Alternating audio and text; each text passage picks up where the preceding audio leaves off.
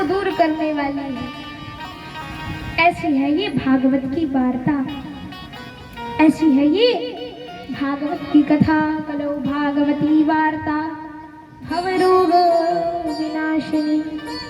आदिकादिक कथा का बहुत बड़ा महत्व बताया गया, क्योंकि देखिए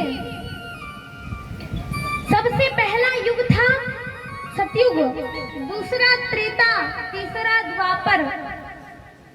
अब जो सतयुग था उसमें ध्यान की प्रधानता थी। काय की प्रधानता थी?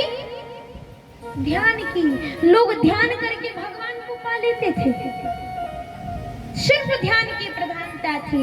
और इस बात का वर्णन थोड़ा हटके रामचरितमानस में किया गया।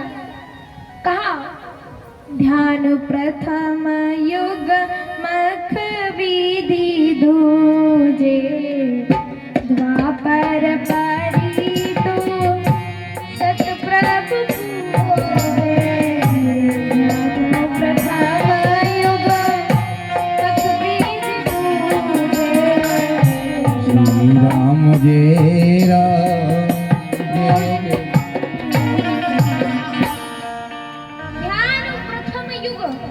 पहला युग था सतयुग, जिसको प्रत्युग भी बोलते हैं।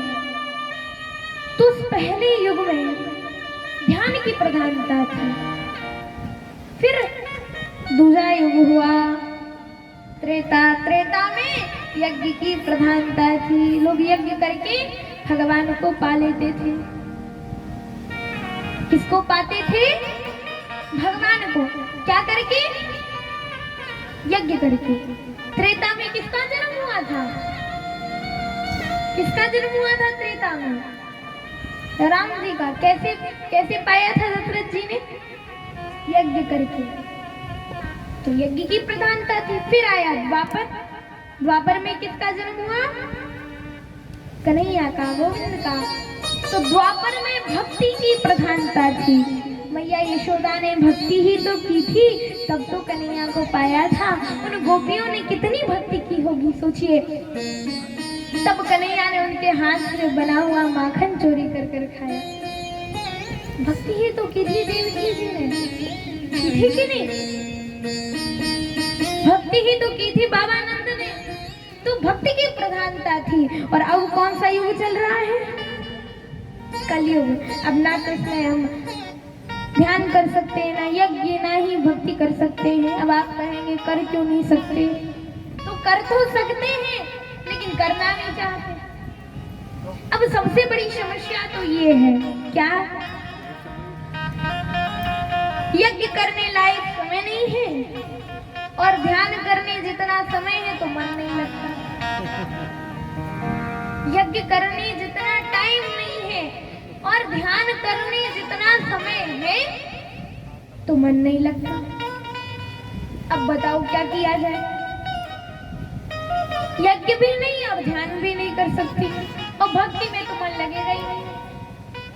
तो उसके लिए रामचरितमानस में कहा कलि केवल मल मूल मलिना, पाप पयोनि जन्मान मीना, नहीं कर करमाना जगत विवेकु, राम नाम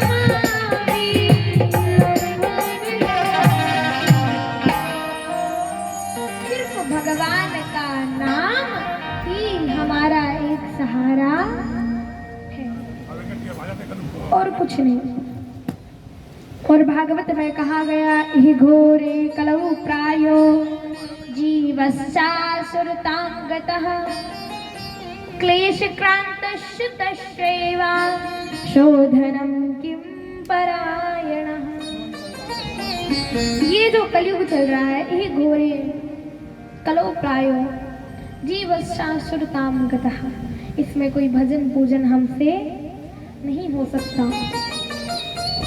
और शुक्रण में कहा गया प्राप्ते कलयुगे घोरे नरः पुण्य विवर्जिता, दुराचार्य रतः सर्वे सत्य वार्ता परान्मुखा। कलयुग ऐसा होगा कि सत्य वार्ता के विमुख होंगे लोग। लोग सच बोलने को पाप और झूठ बोलने को पुण्य समझेंगे। तो भाई